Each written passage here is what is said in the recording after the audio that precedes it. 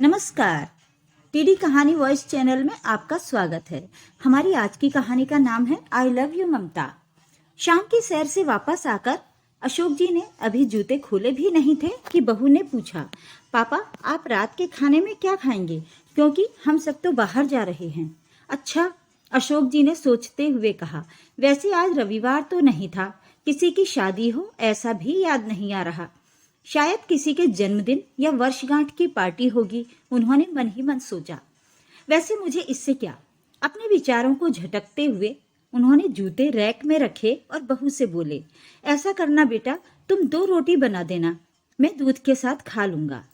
पापा 3 रोटियां सुबह की रखी हैं, आप अगर। बहू ने अपना वाक्य अधूरा छोड़ दिया था, पर अशोक जी समझ गए थे कि बहू की नियत रोटियां बनाने की नहीं है, पर सुबह की घी वाली रोटी खाएंगे तो उन्हें गैस हो जाएगी। आज सुबह भी बहू ने बिना मिर्च की सब्जी नहीं बनाई तो उन्हें तेज मिर्ची मसाले वाली सब्जी खानी पड़ी। अब तक खट्टी खट्टी डकारें आ रही हैं। इस उम्र में पेट को संभालना, हाजमे को दुरुस्त रखना किसी बिगड़ैल औलाद को संभालने से कम नहीं है, उन्होंने मन ही मन सोचा। प्रत्यक्ष में बोले, इस उम्र में सुबह की रोटी नहीं खा पाऊंगा, तुम्हें तकलीफ तो होगी, पर तब तकलीफ होगी आपकी बला से। कहेंगे मीठा मीठा, पर चाहिए सब ताजा ताजा। अब 2 बनाओ या 10, काम तो उतना ही फैलेगा। आटा लगाओ, रोटी बनाओ, स्लैब साफ करो, दिन रात करते रहो इनकी चाकरी। बहू भुन भुनाते हुए उठ गई। अशोक जी के कानों में मानो किसी ने पिघला हुआ शीशा डाल दिया हो। तौबा तौबा, 2 रोटी बनाने में इतनी तकलीफ, मैंने कौन से 56 भोग मांग लिए, हद है भाई। उन्हें तेज गुस्सा आया, पर पी गए। गुस्सा भी तो वहीं पर किया जाता है जहां कोई सुनने वाला हो। आजकल अशोक जी का गुस्सा जितनी तेजी से आता है उतनी ही तेजी से छूमंतर भी हो जाता है। पर शांत होते गुस्से के साथ ममता की याद तेजी से आई और चिपक गई गलवहियां डालकर। याद नहीं ममता के रहते उन्होंने कभी बासी रोटी खाई हो। रोटी के साथ सब्जी के अलावा 10 चीजें और रख देती थी, मिठाई, नमकीन, पापड़, अचार, दही, छाछ, न जाने क्या क्या। पर आज सोचकर उन्हें चक्कर आने लगे। बहू रहने दो, मैं सुबह की रोटी ही खा लूंगा। तुम्हें बेकार परेशानी होगी, मेरी वजह से जाने में लेट ना हो जाए। वैसे भी तुम्हारे हाथ की रोटी मुलायम होती है, चल जाएगी। बहू को तो मानो मन मांगी मुराद मिल गई। अपनी आवाज को मुलायम बनाते हुए पूछा, आपको चाय पीनी है पिताजी? कोई खास तलब नहीं है बहू, अपने लिए बनाओ तो मेरी भी बना देना, वरना रहने देना। अशोक जी ने अपनी तलब को जबरदस्ती दबाते हुए कहा, इस उम्र में अपनी इच्छाओं को दबा लेना ही अच्छा होता है। अपने आप को समझाने लगे थे वे। मैं अपने लिए बनाने जा रही हूँ, आपकी भी बना दूंगी, कहते हुए बहू रसोई में चली गई। चलो ये भी ठीक है, कहते हुए अशोक जी ने लंबी सांस छोड़ी। वहारी जिंदगी, लाखों की जायदाद आज भी मेरे पास है। ये घर भी अभी मैंने बेटे के नाम नहीं किया। इकलौता बेटा है तू मेरा, मरने के बाद तुम्हारा ही है, कहकर बेटे की पेशकश वे कई बार ठुकरा चुके हैं। बैंक अकाउंट में भी काफी पैसा जमा है। इसके बाद भी अगर 1 प्याली चाय और 2 ताजा गर्म रोटी के लिए तरस जाएं, तो उन बूढ़ों की क्या हालत होती होगी जिनके पास जमा पूंजी के नाम पर अतीत की यादों के अलावा कुछ भी नहीं होता। अशोक जी ने आराम कुर्सी पर बैठकर आंखें बंद की तो तुरंत ममता यादों में उपस्थित हो गई। इसीलिए कहती थी, थोड़ा बहुत रसोई का काम हर मर्द को आना चाहिए, पता नहीं कब क्या जरूरत पड़ जाए। अपने हाथ जगन्नाथ होते हैं, वो बोली तो अशोक जी हंस पड़े। आपको हंसी आ रही है? अरे भाई, जरूरत पूछकर तो नहीं आती, कम से कम आदमी को भूखा तो नहीं रहना पड़ता। पर आपने तो चाय बनाना भी नहीं सीखा। उस समय अगर मेरी बात सुन ली होती तो आज ये दिन। ममता की अधूरी बात का अर्थ और दर्द दोनों बखूबी समझते थे वे, पर क्या कहें। अशोक जी की आंखों से आंसू छलक आए। जब तक ममता थी, गृहस्थी का कोई काम उन्होंने किया हो ऐसा उन्हें याद नहीं। बस आर्थिक पक्ष का ध्यान रखना ही उनकी जिम्मेदारी थी, जिस पर उनकी पकड़ हमेशा ही मजबूत रही। उनके कपड़े के व्यापार ने हमेशा उनका साथ दिया। जिसकी बदौलत घर बनाना, बच्चों की पढ़ाई, शादियां सब आराम से संपन्न हो गईं और जरूरत भर पैसा आज भी हाथ में है। ममता के हाथों में अच्छी बरकत थी। फिजूल खर्ची तो नाम मात्र भी नहीं थी। वो सुघड़ गृहिणी अशोक जी के किसी पुण्य का फल थी। यूं अशोक जी भी भरपूर प्यार और इज्जत करते थे अपनी पत्नी ममता की, पर कभी उसके सामने इस बात का इजहार नहीं कर पाए। काश कभी उसकी तारीफों के पुल बांध पाते, कभी बालों में गजरा लगा पाते, कभी बाहों में बाहें डालकर घूमने जा पाते। ऐसे ना जाने कितनी बातें जो वे करना तो चाहते थे पर कर नहीं पाए। कभी आई लव यू ममता जैसे शब्द भी नहीं बोल पाए। रोजमर्रा की भागम भाग का असर कहें या जिम्मेदारियों के बोझ तले दबे हुए इंसान की मजबूरी, या फिर इसे झिझक नाम दें, पर सच्चाई यही थी कि कहने सुनने की बहुत सी बातें मन में धरी की धरी रह गईं, जिसकी कसक ममता के जाने के बाद उन्हें हमेशा महसूस होती रही।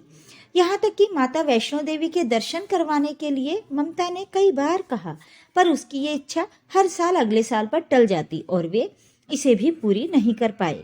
गृहस्थी और जिम्मेदारियों की चक्की में पिसते हुए कब ममता की इच्छाएं उसकी मौन साधना में तब्दील हो गई, पता ही नहीं चला। जब उनकी शादी हुई, हनीमून जाने का प्रचलन शुरू हो चुका था, पर शर्मीले अशोक जी ये सुख भी ममता को नहीं दे पाए। कभी कभी शुरुआती दिनों में ममता हनीमून पर न ले जाने का मीठा ताना अशोक जी को देती, पर वे हंसकर कहते, जब भी घूमने जाएंगे तभी हनीमून समझ लेना। प्रेम कभी पुराना होता है क्या? घूमने जाना कौन सी बड़ी बात है, बस जिम्मेदारियों से जरा राहत मिले तो चलें। पहले माता पिता की सेवा, फिर बच्चे, गृहस्थी के सैकड़ों झंझटों के बीच सैर सपाटा, मौज मस्ती के लिए अवकाश कहीं था ही नहीं। काव्या और कुंतल दोनों ट्यूशन से घर लौट आए थे, तो वे भी वर्तमान में लौट आए। आते ही बस्ता फेंका और चढ़ गए अशोक जी के कंधों पर। दादू चलो नीचे चलते हैं। बस यही कुछ पल होते हैं जब बच्चों के साथ वे बच्चा बनकर सब कुछ भूल जाते हैं। इनकी मुस्कुराहट देखकर जिंदगी को दो पल का सुकून मिलता है। अशोक जी कुछ कहते, इससे पहले बहू की आवाज आई, चलो छोड़ो दादू को, आज पार्टी में जाना है, पापा आते ही होंगे, पहले कुछ खा पी लो फिर पार्टी के लिए तैयार हो जाओ। बच्चों की गलबहियां ढीली पड़ गईं। वो माँ के पास दौड़ गए। काव्या 8 साल की थी तो कुंतल 10 साल का। बस इनकी संगत में अशोक जी सारी व्यथा भूल जाते हैं। निश्चल निष्कपट मुस्कुराहट, मीठी मीठी बातें, छोटी छोटी फरमाइशें मन मोह लेती हैं। जब भी इनके साथ होते हैं दुनिया को क्या खुद को भी भूल जाते हैं। अशोक जी बालकनी में आ गए। हल्की सी ठंडी हवा ने उनका स्वागत किया तो उन्होंने दोनों हाथों को आपस में लपेट लिया। ममता फिर से याद आ गई, अरे मफलर, शॉल कुछ तो लपेट लो बदन पर, ठंड लग जाएगी। अशोक जी हल्के से मुस्कुरा दिए, फिर किसी ढीठ बच्चे की तरह वहीं कुर्सी खींच कर बैठ गए। देखा बेटा भी आ गया है। बहू उनकी चाय बालकनी में पकड़ा गई, जिसे वे घूंट घूंट पी रहे थे। पी क्या रहे थे, निगल रहे थे। न अदरक न इलायची, बस कम चीनी वाला गर्म पानी भर थी। हाँ, आज बहू के जाने के बाद खुद अपनी चाय बनाऊंगा, अदरक इलायची डालकर मसाले के साथ अच्छी शक्कर वाली मीठी चाय, और उसी के साथ खा लूंगा 2 रोटी सुबह वाली। रोटी के बारे में सोचकर मुंह का जायका फिर बिगड़ गया, पर कोई उपाय नहीं था। चाय पीकर वे रसोई में कप रखने गए। देखा बहू बेटे के कप पहले से ही धुले हुए हैं। उन्होंने चुपचाप अपना कप धोकर रख दिया। हाय रे किस्मत, किसी मर्द को बुढ़ापे में बिना पत्नी का न रखना, न जीते बनता है न मरते। वो फिर बालकनी में आकर बैठ गए। हवा में ठंडक अब और बढ़ गई थी। सब पंछी अपने अपने घोंसले की ओर लौट रहे थे। शांत आसमान में बादलों के सफेद टुकड़े इस तरह फैले हुए थे मानो सफेद परियां अपने पंखों को फैलाते हुए नाच रही हों। अस्ताचल की ओर जाता हुआ सूरज आसमान में अपनी अरुणिमा बिखेरते हुए धरती से कल फिर आने का वादा करता हुआ मुस्कुरा रहा था। ममता, अभी इस घर को और मुझे तुम्हारी बहुत जरूरत थी। तुमने तो धोखा दे दिया मुझे। साथ निभाने का वादा तोड़कर मझधार में छोड़कर चली गई मुझे। न देखभाल का अवसर दिया न सेवा का। बस 3 दिन बुखार और चली गई। भला ऐसे भी कोई जाता है? अशोक जी की आंखों में नमी उतर आई थी। बाबूजी, कहाँ बैठे हो आप? ठंडी हवा आ रही है और आप बालकनी में बैठे हो, ठंड लग जाएगी। चलिए भीतर। बेटे ने कहा तो वे आज्ञाकारी बच्चे की तरह उठकर भीतर आ गए। बेटा, बहू, पोता पोती सब पार्टी में जाने को तैयार थे। किसी ने उनसे झूठ मूठ भी साथ चलने के लिए नहीं कहा। भला कबाब में हड्डी किसी को कब पसंद आने लगी? वैसे भी अब उम्र हो चुकी है मेरी। बच्चों की पार्टी में क्या करना है मुझे? पापा, आप खाना खा लेना और दवाई लेकर सो जाना। ज़्यादा देर तक जागना आपकी सेहत के लिए ठीक नहीं है। हम लोग लेट हो जाएंगे। आप गेट बंद कर लेना, हमारे पास चाबी है। बड़ा ख्याल है मेरी सेहत का। पिछले सप्ताह भर से डॉक्टर को दिखाने के लिए कह रहा हूँ। बीपी बढ़ा हुआ है। शुगर की स्थिति क्या है ये जानना भी जरूरी है। सांस भी जरा सा चलते ही फूल जाती है और उखड़ने लगती है। तो कहता है ये सब तो बुढ़ापे में होता ही है, ज्यादा वहम मत रखो। वाह बेटा वाह, बूढ़े बाप के पास बैठने के लिए घड़ी भर का समय नहीं, पर पार्टी के लिए समय ही समय है इस साहबजादे के पास। पर जब अपना ही सिक्का खोटा हो तो शिकायत किससे? दिमाग में फंसी इन तमाम बातों के बावजूद प्रत्यक्ष में उन्होंने हामी में सर हिला दिया। अशोक जी हॉल में रखी कुर्सी पर बैठ गए। बच्चे जा चुके थे। अभी खाना खाने का भी मन नहीं था, सो उन्होंने टीवी चालू कर लिया। पता चला आज वैलेंटाइन डे है। टीवी वाला विपिन बता रहा था, आज देश का पूरा युवा वर्ग वैलेंटाइन डे के बुखार में तप रहा है। इसके चकाचौंध से बाजार अटे पड़े हैं। ग्रीटिंग, बुके, गिफ्ट आइटम सभी की जोरदार बिक्री है। सभी अपने अपने पार्टनर, अपने अपने वैलेंटाइन को खुश करने में लगे हुए हैं। आज प्रेम के इजहार का दिन है। जगह जगह शानदार पार्टियां चल रही हैं। अच्छा, तो ये बात है। बेटा, बहू, बच्चे सब वैलेंटाइन डे मनाने गए हैं। हमारे समय में प्रेम तो होता है, पर पूरी उम्र निकल जाती थी इजहार मोहब्बत करने में। प्रेम भी तो शादी के बाद ही होता था।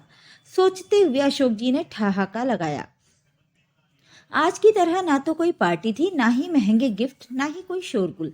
बिना दिखावे का सात्विक सच्चा प्रेम जीवन भर महकता था। उसकी खुशबू तन मन में हमेशा के लिए बस जाती, मगर चुपके चुपके। हाँ, ये भी सच है कि तब प्रेम में कोई रिस्क भी नहीं था। ना शादी टूटने का रिस्क, ना ही प्रेमिका के ना मिलने पर कोई एसिड अटैक, और ना ही खुदकुशी की कोई वारदात। वे उठकर टहलने लगे। सामने ही पीले रंग पर लाल बॉर्डर वाली साड़ी पहने ममता की मुस्कुराती हुई फोटो सजी थी। वे उसे निहारने लगे। हाँ, प्रेम तो उन्होंने भी किया था ममता से, जीवन भर किया, जी जान से किया। बस कभी उसे जता नहीं पाए।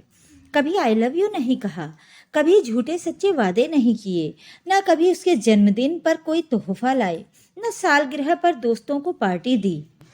बस मंदिर में जाकर भगवान के दर्शन कराते। सोचते सोचते अशोक जी कहीं अपने अतीत की झांकियों में खो गए थे। इस समय उनके होठों पर मुस्कान और आंखों में नमी एक साथ थी। अचानक उन्हें क्या हुआ कि उन्होंने अपना पर्स उठाया, घर की चाबियां ली और छड़ी उठाकर बाहर निकल गए। ठंडी हवाओं ने उनका स्वागत किया तो शरीर में झुरझुरी सी हुई, पर बिना परवाह किए वे पैदल ही आगे बढ़ने लगे। जगमगाता शहर, दौड़ते वाहन, स्त्री पुरुष भागे जा रहे थे, मानो सबकी लॉटरी आज ही निकलने वाली हो। सबके बीच चलते हुए अशोक जी ऐसे लग रहे थे मानो किसी शानदार फूलों वाले बगीचे के बीच आग का पौधा। इन सबसे बेखबर अशोक जी का दिल, दिमाग और मन तीनों अपने जीवन के घटनाक्रमों में लगातार उलझ रहा था। बार बार ममता को याद करते, आंसू पहुँचते वे नुक्कड़ तक जा पहुँचे। उनकी सांस अब फूलने लगी थी। उखड़ती हुई सांसों के उतार चढ़ाव को महसूस करते हुए वे वहीं एक कुर्सी पर विराजमान हो गए। तभी एक बैलून बेचने वाली लड़की ने पुकारा, दादा, बैलून लोगे? घर जाना है, बस थोड़े से ही बचे हैं। अशोक जी ने देखा, लगभग 10-12 रंग बिरंगे गुब्बारे थे। गुब्बारे ममता को भी खूब पसंद थे। जब बच्चे छोटे थे तो उनके साथ गुब्बारों से खूब खेलते हुए खुद भी बच्ची बन जाती थी। पर अभी वो बैलून लेकर क्या करेंगे? बैलून बेचने वाले की आंखों में मासूमियत उनका ध्यान खींच रही थी। ममता जब भी बाहर निकलती 2-4 रुपयों की रोजगारी जरूर लेकर निकलती थी, जो जरूरतमंदों में बांट देती थी। कभी वो टोकते तो हंसकर कहती, भगवान का शुक्र है कि हमें लेने वालों की नहीं, देने वालों की कतार में रखा है, और 1-2 रुपयों के बदले आपको लाखों की दुआ मिलती हैं। फिर इतना सा बचाकर हम कोई महल तो खड़ा नहीं कर पाएंगे। अशोक जी ने उस लड़की को पूरे 200 रुपए दिए और सारे बैलून खरीद लिए। लड़की फटी आंखों से उनको देखते हुए बैलून देकर चली गई, पर जाते जाते भी 3-4 बार मुड़ मुड़कर पीछे देखती रही। अशोक जी हाथों में पकड़े रंग बिरंगे बैलून निहार रहे थे। आंखों से टप टप टप आंसू बह रहे थे। फिर अचानक जाने उन्हें क्या हुआ, उन्होंने आंसू पोंछे और बीच सड़क पर आ गए। बैलून हवा में उड़ाते हुए जोर से चिल्लाए, ममता आई लव यू। आई आई उनकी सांस तेजी से फूलने लगी। आसपास खड़े लोग जब तक कुछ समझते उन्हें थामते, वे लड़खड़ा गए। सांस बेकाबू हो गई और वे धम्म से सड़क पर गिर पड़े। मुंह से टूटे फूटे शब्द निकले, आई लव यू ममता। लोगों को समझ में नहीं आ रहा था क्या हुआ, कैसे हुआ, कौन है ये शख्स। जितने लोग उतनी बातें हवा में तैर रही थीं, पर उन सब से बेखबर अशोक जी मोह माया की इस दुनिया से अलविदा कह चुके थे। उन्हें बहुत जल्दी थी अपनी ममता के पास जाकर उसे आई लव यू बोलने की। अगर आपको आज की कहानी पसंद आई तो वीडियो पर ज़्यादा से ज़्यादा लाइक, शेयर और कमेंट कीजिए। ऐसी ही पारिवारिक और दिल को छू लेने वाली कहानियाँ सुनने के लिए मेरे चैनल को सब्सक्राइब कीजिए। धन्यवाद।